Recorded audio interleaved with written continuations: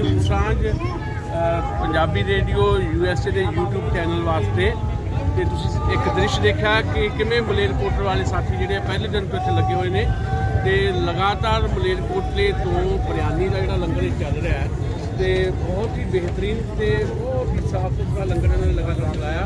मुस्लिम भाईचारे ने उन्होंने 47 जथेबंदियां ने इकट्ठे होकर ये लंगर पहले दिन तो चलाया हुआ। सो असी इस मुकद्दस थां के उत्ते खड़ के गल कर रहे हैं डॉक्टर सुखदेव सिंह सर साहब नाल जिहड़े मेरे नाल ने। डॉक्टर सुखदेव सिंह सर साहब पंजाब यूनिवर्सिटी चंडीगढ़ तो उत्थों के पंजाबी विभाग के मुखी वजों सेवा मुक्त होए ने। अजकल वो केंद्रीय पंजाबी लेख सभा के जनरल सकत्तर ने ते देश की सब तो वड्डी जिहड़ी लेखकां दी जथेबंदी है प्रगतिशील लेखक संघ ਉਹਦੇ कौमी जनरल सकत्तर ने। सो ये भी पहले दिन तो इस अंदोलन के विच शामिल ने, अंदोलन देख रहे हैं। कुछ गल्लां करांगे पंजाबी रेडियो USA वास्ते। डॉक्टर साहब तुहाडा स्वागत भी है। बहुत ही लंबी गलबात ना करदे हो, संखेप च तुसीं जे कुछ शब्दां दे विच इस किसान मोर्चे के प्रभाव दसने हो। देखो, ये किसान मोर्चा हिंदुस्तान के अवाम लई नहीं सगों दुनिया लई बहुत सारे नवे सबक दे के जाएगा। एक तो जी कमाल की गल आ वो देखने वाली ये है कि जिन्नी भावनात्मक एकता, जे मैं ये कहां कि एक राष्ट्रवाद की गल साडी सरकार करदी आ ते एक राष्ट्रवाद का सही तो सच्चा संकल्प किसानां ने सिर दिता। किते SGPC का लंगर लग्या होया, किते नौजवान जिहड़े सिख नौजवान वो लंगर ला रहे हैं ते जिस तरह से असीं खड़े हैं इत्थे मुस्लिम भाईचारे वालों बहुत दिनों तो लंगर चल रहा। सो जिन्नी भावनात्मक एकता इस मोर्चे की सकती है, चाहे वो साडियां घट गिणतियां नाल बक्खरे बक्खरे, चाहे इस्लाम नूं मनण वाले होण, हिंदू धर्म नूं मनण वाले होण, विरासत नूं मनण वाले होण, सिख धर्म नूं मनण वाले होण, ते चाहे हरियाणवियां ते पंजाबियां दी जिहड़ी एकता देखण वाली आ। हैरानी उदों हुंदी आ कि जदों हरियाणवी ताऊ बैठे हुक्का गुणगुणा रहे ने ते नाल ओह पंजाबी नौजवान मुंडिਆਂ ਤੋਂ गीत सुन रहे ने, उन्हां नाल हेकां ला रहे रल के। और वड्डी गल ये आ कि इत्थे ਵੱਖ-ਵੱਖ जथेबंदियां ਵੱਲੋਂ, खालसा एड ਵੱਲੋਂ, श्रोमणी कमेटी ਵੱਲੋਂ, होर मुस्लिम भाईचारे दे नाल होर जथेबंदियां ਵੱਲੋਂ लंगर लाए जा रहे, लोगों की सेवा की जा रही आ। साडे कबड्डी के खिडारी मुंडे ते कुड़ियां रल के बजुर्गों के कपड़े धो रहे ने, खालसा एड वाले मशीनां नाल बजुर्गों दी लत्तां दा मसाज कर रहे हैं। मैं समझदा कि इस मोर्चे चों जे हिंदुस्तान की सही आत्मा देखनी होवे तो एक बारी इस मोर्चे च आके गेड़ा जरूर चुकना चाहिए। बिल्कुल, ये हिंदुस्तान की आत्मा ही है कि मुस्लिम भाईचारा लगातार कटिया होया है। सिख भाईचारे ने बहुत जिक्र किया, हिंदू भाईचारा वड्डी गिणती दे विच इत्थे हाज़र है। मुसलमान सिख ते हिंदू बैठ के आटा दिखाई दिते हैं। तुहानूं नहीं लगता कि ये जिहड़ी एक भारत की आत्मा दा जिक्र कीता ये उन्हां लोकां दे मुँह चपेड़ भी है जिहड़े लोग इस अंदोलन नूं खालिस्तानी अंदोलन कह के या कोई होर नाम दे के बदनाम करना चाहते। इवन एक मंत्री ने तहत ये चीन ते पाकिस्तान को स्पॉन्सर है। सो उन्हां दे मुँह ते एक करारात्मक असल मैं चाਹੁੰਦਾ ਤਾਂ ਇਹ ਆ कि ਜਿਹੜੇ ਸਾਡੇ ਰਾਜਨੀਤਿਕ ਲੋਕ ਨੇ ਜੇ ਉਹਨਾਂ ਤੇ ਰੱਬ ਰਹਿਮਤ ਕਰੇ, ਜੇ ਉਹਨਾਂ ਨੂੰ ਇੰਨੀ ਤੱਕ ਲਾ ਜੇ ਇਸ ਮੋਰਚੇ 'ਚ ਆ ਕੇ ਗੇੜਾ ਬਾਹਰ ਤਾਂ ਦੇਖਣ ਕਿ ਕਿਵੇਂ ਮੁਸਲਮਾਨ ਭਰਾ, ਹਿੰਦੂ ਭਰਾ ਤੇ ਸਿੱਖ ਰਲ ਕੇ ਆਟਾ ਗੁੰਨ ਰਹੇ ਨੇ, ਬਿਰਿਆਨੀ ਬਣਾ ਰਹੇ ਨੇ, ਸਬਜ਼ੀਆਂ ਵਰਤਾ ਰਹੇ ਨੇ, ਚਾਹ ਦਾ ਲੰਗਰ ਲਾਈ ਬੈਠੇ ਨੇ।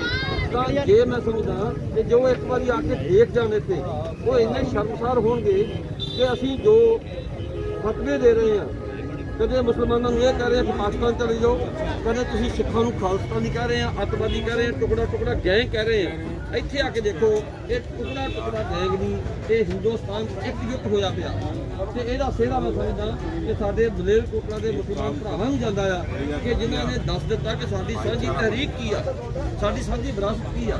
ਇਹਨੂੰ ਐਵੇਂ ਨਹੀਂ ਗੰਗਾ ਜਮਨੀ ਕਲਚਰ ਕਹਿੰਦੇ।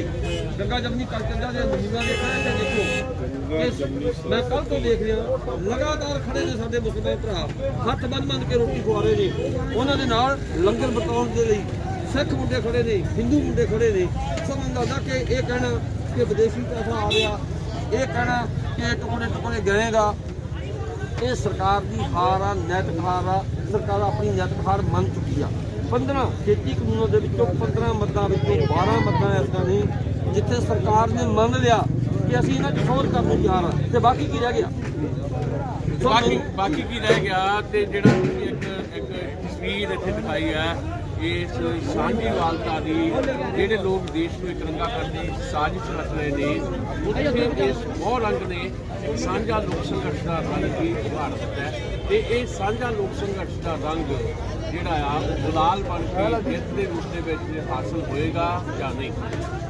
ਦੇਖੋ ਮੈਂ ਇਹ ਸਮਝਦਾ ਕਿ ਜਿਹੜੀ ਪੰਜਾਬ ਦੀ ਪਰੰਪਰਾ ਆ, ਖਾਸ ਤੌਰ ਤੇ ਜਿਹੜੀ ਪੰਜਾਬ ਦੀ ਸਿੱਖ ਹੈਰੀਟੇਜ ਆ, ਸਾਡੀ ਤਾਂ ਬਾਣੀ ਦਾ ਆਰੰਭ, ਸਾਡੇ ਤਾਂ ਗ੍ਰੰਥ ਦਾ ਆਰੰਭ ਹੀ ਬਾਬਾ ਫਰੀਦ ਤੋਂ ਹੁੰਦਾ ਆ। ਤੇ ਅਸੀਂ ਦਿੱਲੀ ਆਏ ਆ ਜਿੱਥੇ ਨਿਜ਼ਾਮੁਦੀਨ ਔਲੀਆ ਨੂੰ ਸਾਰਾ ਦਿੱਲੀ ਨਤਮਸਤਕ ਹੋਣ ਜਾਂਦਾ ਆ। ਸੋ ਇਹ ਪੀਰਾਂ ਫਕੀਰਾਂ ਦੀ ਧਰਤੀ ਆ। ਇੱਥੇ ਸਹੀ ਵਿਰਾਸਤ ਦੀ ਗੱਲ ਕਰਨ ਵਾਲੇ ਹਿੰਦੁਸਤਾਨ ਦੇ ਆਵਾਮ ਦੇ ਹੱਕਾਂ ਦੀ ਗੱਲ ਕਰਨ ਕਰਕੇ ਇੱਥੋਂ ਜਿੱਤ ਕੇ ਜਾਣਗੇ। ਮੈਂ ਸਮਝਦਾ ਕਿ ਜੇ ਉਹਨਾਂ ਦੇ ਸਿਰਾਂ ਤੇ ਬਾਬਾ ਫਰੀਦ ਦਾ, ਸਾਡੇ ਕੰਧਿਆਂ ਤੇ ਜੇ ਬਾਬਾ ਫਰੀਦ ਦਾ ਹੱਥ ਆ, ਬਾਬਾ ਫਰੀਦ ਦਾ ਥਾਪੜਾ ਆ, ਤਾਂ ਨਿਜ਼ਾਮੁਦੀਨ ਔਲੀਆ ਦਾ ਥਾਪੜਾ ਵੀ ਆ। ਔਰ ਇੱਥੇ ਸਾਨੂੰ ਕੱਲ੍ਹ ਹੀ ਲੰਘਿਆ ਗੁਰੂ ਤੇਗ ਬਹਾਦਰ ਜੀ ਦਾ ਸ਼ਹੀਦੀ ਦਿਹਾੜਾ, ਕੱਲ੍ਹ ਲੰਘਿਆ। ਗੁਰੂ ਤੇਗ ਬਹਾਦਰ ਜੀ ਦੀ ਵੀ ਇਹ ਧਰਤੀ ਆ। ਸੋ ਮੈਂ ਸਮਝਦਾ ਕਿ ਦਿੱਲੀ ਉਹ ਮੁਕੱਦਸ ਧਰਤੀ ਆ ਜਿੱਥੇ ਸਾਡੀ ਸਾਂਝੀਆਂ ਪਰੰਪਰਾਵਾਂ ਅਜੇ ਵੀ ਜਿਉਂਦੀਆਂ ਨੇ। ਔਰ ਮੈਂ ਸਮਝਦਾ ਕਿ ਜਿਹੜਾ ਅੱਜ ਦਾ ਇਹ ਆਸ-ਪਾਸ ਲੋਕ ਇਕੱਠੇ ਹੋਏ ਨੇ, ਇਹ ਉਹ ਸਾਂਝੀ ਪਰੰਪਰਾ ਦਾ ਨਮੂਨਾ ਨੇ। ਬਹੁਤ ਮਿਹਰਬਾਨੀ, ਬਹੁਤ ਸ਼ੁਕਰੀਆ। ਪੰਜਾਬੀ ਰੇਡੀਓ USA ਲਈ ਮੈਂ ਸਿੰਘ ਬਾਰਡਰ ਕੁਰਲੀ ਬਾਰਡਰ ਤੋਂ ਸੁਸ਼ੀਲ ਸਾਂਝ ਤੇ ਕੈਮਰੇ ਦੇ ਕਮਲ ਸਾਂਝ ਮਿਹਰਬਾਨੀ। ਇਸ ਵਕਤ ਅਸੀਂ ਬਹਾਦਰਗੜ੍ਹ ਹੈ ਜੀ, ਟਿਕਰੀ ਬਾਰਡਰ ਤੋਂ ਬਿਲਕੁਲ ਪਿੱਛੇ ਨੂੰ ਰੋਹਤਕ ਵੱਲ ਨੂੰ ਆਈਏ ਤਾਂ ਬਹਾਦਰਗੜ੍ਹ ਹੈ, ਰੋਹਤਕ ਤੋਂ ਜਾਈਏ ਟਿਕਰੀ ਬਾਰਡਰ ਵੱਲ ਦਿੱਲੀ ਵੱਲ ਨੂੰ ਤਾਂ ਫਿਰ ਬਹਾਦਰਗੜ੍ਹ ਆਉਂਦਾ। ਤੇ ਬਹਾਦਰਗੜ੍ਹ ਦੇ ਵਿੱਚ ਇੱਕ ਸਟੇਜ ਲੱਗੀ ਹੋਈ ਆ, ਜਿਹਦਾ ਮੈਂ ਜ਼ਿਕਰ ਕੀਤਾ ਵੀ ਟਿਕਰੀ ਬਾਰਡਰ ਦਾ ਕਾਫੀ ਲੰਮਾ ਕਾਫਲਾ ਹੈ, ਹਜ਼ਾਰਾਂ ਕਿਸਾਨਾਂ ਦਾ ਟਰੈਕਟਰਾਂ ਟਰਾਲੀਆਂ ਦੇ ਨਾਲ ਇੱਥੇ ਕਈ ਸਟੇਜਾਂ ਲੱਗੀਆਂ ਹੋਈਆਂ। ਇਹ ਸਟੇਜ ਜਿਹੜੀ ਤੁਸੀਂ ਦੇਖ ਰਹੇ ਹੋ ਇਸ ਵੇਲੇ ਹਜ਼ਾਰਾਂ ਦੀ ਗਿਣਤੀ 'ਚ ਕਿਸਾਨ ਬੈਠੇ ਆ, ਇਹ ਬਹਾਦਰਗੜ੍ਹ ਦੀ ਸਟੇਜ ਹੈ। ਇੱਥੇ ਆਲੇ ਦੁਆਲੇ ਤੁਸੀਂ ਦੇਖ ਸਕਦੇ ਹੋ ਕਿ ਸਟੇਜ ਜਾਂ ਜਿਹੜਾ ਇਹ ਮੈਦਾਨ ਆ ਉਹਦੇ ਵਿੱਚ ਵੀ ਹਜ਼ਾਰਾਂ ਟਰੈਕਟਰ ਖੜੇ ਨੇ, ਟਰੱਕ ਖੜੇ ਨੇ, ਜੀਪਾਂ ਖੜੀਆਂ ਤੇ ਲੋਕ ਵੱਡੀ ਤਾਦਾਦ ਦੇ ਵਿੱਚ ਇੱਥੇ ਕਾਫਲੇ ਖੜੇ ਹੋਏ ਨੇ। ਅੱਜ ਕਿਸਾਨਾਂ ਦੇ ਜਿਹੜੇ ਦਿੱਲੀ ਬਾਰਡਰ ਤੋਂ ਅੰਦੋਲਨ ਚੱਲ ਰਿਹਾ ਤੇ ਕਿਸਾਨ ਲਗਾਤਾਰ ਵੱਧ ਰਹੇ ਨੇ। ਮੇਰੇ ਨਾਲ ਕੈਮਰੇ ਤੇ ਕਮਲ ਦੁਸਾਂਝ ਨੇ, ਉਹ ਤੁਹਾਨੂੰ ਇਸ ਪੰਡਾਲ ਦੇ ਵਿੱਚ ਵੱਖ-ਵੱਖ ਥਾਵਾਂ ਤੇ ਬੈਠੇ ਲੋਕ ਵੀ ਦਿਖਾ ਰਹੇ ਹਨ। ਵੱਡੀ ਤਾਦਾਦ ਦੇ ਵਿੱਚ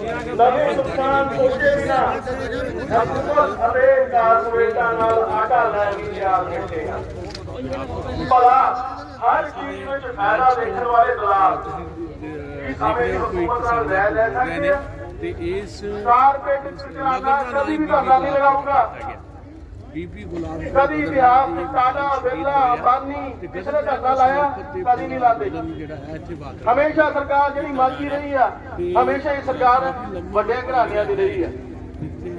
ਏਸੀ ਕਮਰਿਆਂ ਵਿੱਚ ਬੈਠੇ ਦਲਾਲ ਆਪਣੇ ਫਾਇਦੇ ਲਈ ਆਪਣੀ ਮਾਂ ਨੂੰ ਵੇਚਣ ਵਿੱਚ ਸਪੋਰਟ ਨਹੀਂ ਕਰਦੇ। ਇਹਨਾਂ ਦਾ ਮੇਨ ਮਕਸਦ ਤਾਂ ਸਿਰਫ ਮੁਨਾਫਾ ਕਮਾਉਣਾ ਵਾ, ਉਸ ਤੋਂ ਇਲਾਵਾ ਕੁਝ ਨਹੀਂ ਹੈਗਾ।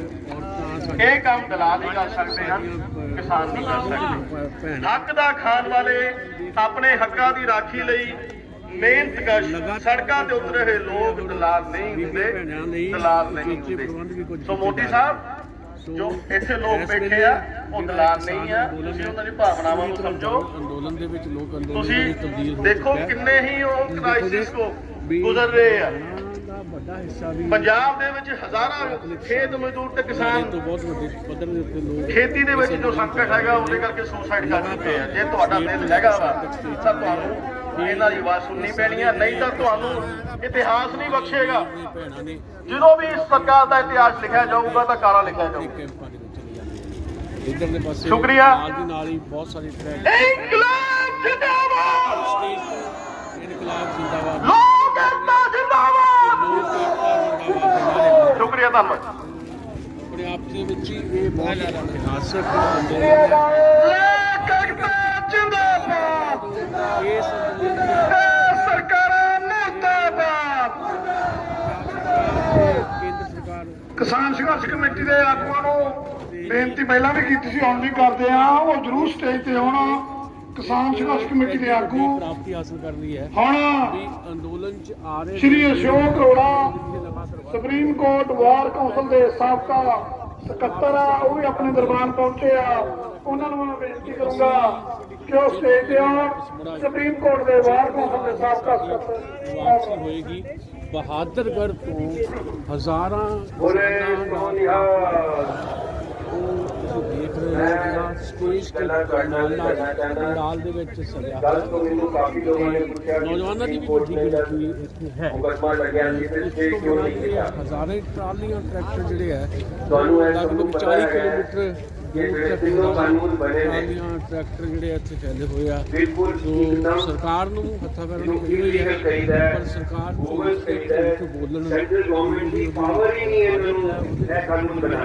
ਕੱਲ ਵੀ जितने भी संविधान ने सारे जितने सेंट्रल गवर्नमेंट ने कुछ संविधान ने सब भी लिखा कि किसान खड़े सिंचाई छोड़ के किसानी छोड़ के पानी छोड़ के स्वामी सब जगह यह लिखा है यानी किसानों को छोड़ के दूसरे कानून से बिना जो किसान जो है स्टेट का राज्य का प्रचार जा चुके हैं नरेंद्र मोदी खेती कानूनों के खिलाफ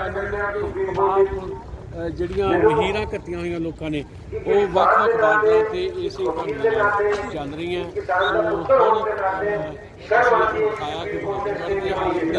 सुप्रीम कोर्ट सरकार को पूछिए तो सोच से करिए के नाम सुप्रीम कोर्ट का है रोल नहीं थी। सुप्रीम कोर्ट ने मैनू लगता है कमजोरी दिखाई। सुशील दोसांझ मेरे नाल कैमरा कर रहे ने। पिछले साल 20 साल में बहुत शुक्रिया।